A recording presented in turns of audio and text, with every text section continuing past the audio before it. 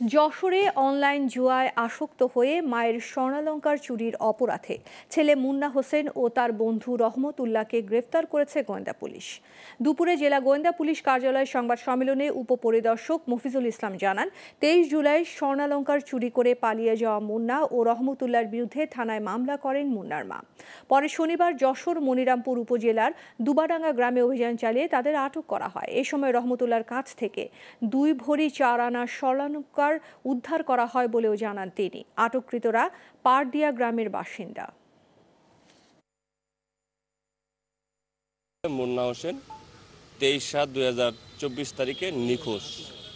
তার মা অভিযোগ করে তার বাসা থেকে প্রায় 3 ভরি স্বর্ণালংকার নিয়ে সে নিখোঁজ হয়ে যায় এবং আরও জানায় সে দীর্ঘ 5-6 মাস যাবৎ সে জুয়ায় আসক্ত। এই জুয়ায় আসক্ত হওয়ার কারণেই সেই স্বর্ণালংকারগুলো চুরি করেছে।